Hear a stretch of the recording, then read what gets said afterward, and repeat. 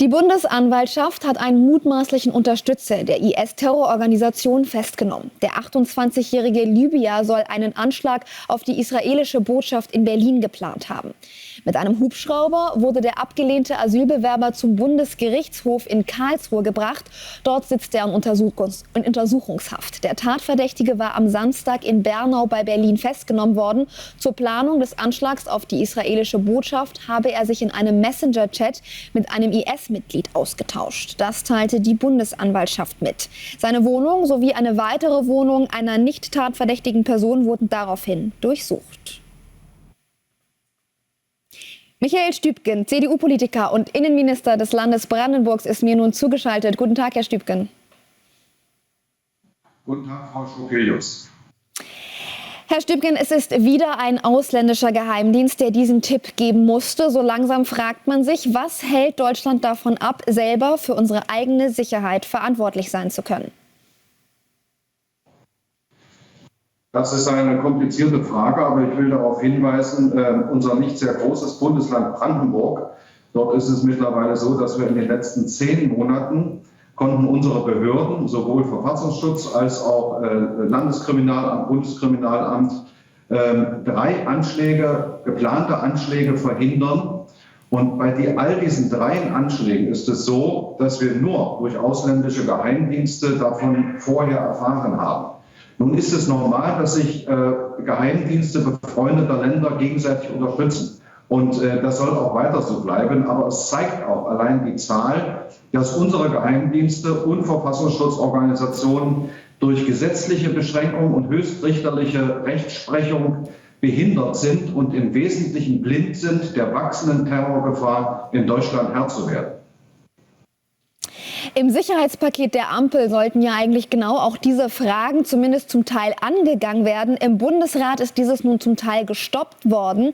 Die Union macht deutlich, dass sie auf Verschärfungen besteht. Welche Verschärfungen sind das? Entgegen zu den großen Ankündigungen der Bundesregierung, was mit diesem Sicherheitspaket gemacht werden soll, ist das Problem, dass es vollkommen unzureichend ist. Natürlich ist es so, wir brauchen zwingend sogenannte Vorratsdatenspeicherung, das heißt IP-Adressenspeicherung.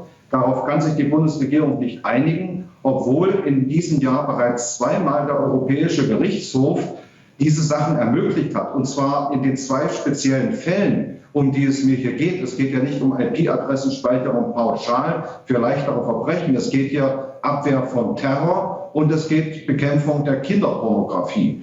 Und beides setzt diese Bundesregierung nicht um. Und der Bundestag hat sich auf das völlig unzulässige Quick-Freeze-Verfahren eingelassen, was, das sage ich jetzt schon voraus, einfach nichts bringen wird. Es gibt aber auch noch viele andere Dinge. Wir brauchen biometrische Gesichtserkennung. Die Software gibt es, die sind in jedem Mittelklasse-Handy mittlerweile vorhanden. Unsere Polizei darf sie nicht benutzen, weil es schlichtweg gesetzlich verboten ist. Auch hier sollte es ein großer Vorstoß werden in dem Sicherheitspaket, aber in der Realität ist es so, dass es nur unter richterlichen Vorbehalten und ganz eng begrenzten Ausnahmefällen möglich sein soll, sodass diese technischen Möglichkeiten, die im Übrigen in allen Ländern der Welt verwandt werden, von Verbrecherorganisationen sowieso, dass wir unsere Sicherheitskräfte in Deutschland sie nicht nutzen können. Deshalb habe ich auch im Bundesrat gegen dieses Gesetz gestimmt. Es ist völlig unzureichend und ich hoffe, dass wir jetzt im Vermittlungsausschuss hier zu einer handhabbaren Sache kommen. Denn die abstrakte Terrorbedrohung in unserem Land ist so massiv gestiegen, dass wir endlich handeln müssen. Herr Stübgen, was an diesem Paket also verschärft werden soll von Seiten Ihrer Partei, haben Sie jetzt klargemacht. Die Bundesratspräsidentin Manuela Schwesig von der SPD, die sagt aber, es sei unverantwortlich von der Union, genau zu Zeiten von eben steigender Terrorgefahr so ein, wie sie es nennt, wichtiges Gesetz für unsere Sicherheit zu blockieren. Dass Sie dieses Gesetz nicht für ausreichend halten, haben Sie ausargumentiert. Aber die Argumentation von Manuela Schwesig, was setzen Sie der entgegen, dass sie sagt, es ist wichtig, dass man jetzt eben erstmal irgendein Gesetz auf den Weg bringt, um Terror etwas entgegensetzen zu können, und solche Blockaden im Bundesrat sorgen nur für Diskussionen und eben nicht für mehr Sicherheit? Ja, Frau Schwesig hätte sich stärker bei der Bundesregierung und mindestens hat sie eine Partei, die auch in der Bundesregierung mit dem Kanzler, der Innenministerin vertreten ist, durchsetzen sollen. Denn nicht irgendein Gesetz wird die Terrorgefahr in Deutschland bannen und nicht irgendein Gesetz wird unseren Sicherheitskräften genug Möglichkeiten geben, diese Terrorgefahr zu bannen. Und dann reicht es nicht aus, mit großen Ankündigungen letztlich etwas zu verabschieden, was nicht ansatzweise, und das schon vorher bekannt, ausreicht.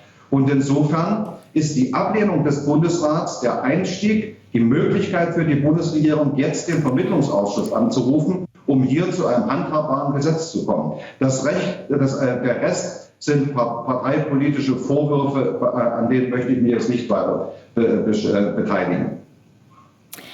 Herr Stübgen, ich möchte Sie gerne noch auf eine andere Thematik ansprechen, und zwar die Koalitionssituation im Osten. Relativ festgefahren, denn Sarah Wagenknecht setzt nun den möglichen Koalitionspartner, die Union, unter Druck. Sie fordert ein sich Abwenden von der Ukraine-Politik des Chefs Friedrich Merz. Es ist ein riskantes Spiel, was Frau Wagenknecht spielt. Wie reagiert die CDU und was macht das auch intern mit ihrer Partei? Also in unserem Bundesland sind wir an den Sondierungsverhandlungen leider nicht beteiligt und die sind geheim. Deswegen habe ich nur sehr rudimentäre Erkenntnisse darüber und die ich habe, darüber rede ich auch nicht öffentlich. Tatsache ist, dass sich Frau Wagenknecht und die BSW, glaube ich, daran gewöhnen müssen, wie Koalitionen funktionieren. Dort kommen verschiedene Parteien mit verschiedenen Grundansichten, mit verschiedenen politischen Überzeugungen zusammen. Und eine Koalition ist keine Fusion, wo plötzlich alle dasselbe denken, sagen und tun. Es ist schlichtweg so, dass man hier zu Kompromissen in der Mitte kommt. Die Haltung der BSW, was den Ukraine-Krieg betrifft, ihre Anbiederung an Russland ist nun hinlänglich bekannt. In Landeskoalitionsverträgen kann das keine Rolle spielen. Und schon gar nicht kann eine Vorsitzende einer Bundespartei mit ein paar hundert Mitgliedern bisher bei Koalitionsverhandlungen in einem Bundesland verlangen, dass sich die Verhandlungsführer zum Beispiel der CDU gegenüber dem Bundesvorsitzenden, der vielleicht nicht 100% die Meinung äußert, wie das zum Beispiel Michael Kretschmer in Sachsen in den Themenfragen bedeutet, zu distanzieren. Also das halte ich für mehr und mehr für ein Kasperle-Theater. Die BSW sollte sich jetzt entscheiden, will sie Verantwortung, Regierungsverantwortung in den Bundesländern übernehmen, und hier geht es um die Landesthemen, oder will sie weiter Klamauk machen in der Öffentlichkeit? Ich bedanke mich für dieses Gespräch bei Michael Stübgen von der CDU, Innenminister des Landes Brandenburgs. Danke für Ihre Zeit. Ich danke Ihnen, Frau Schobelius.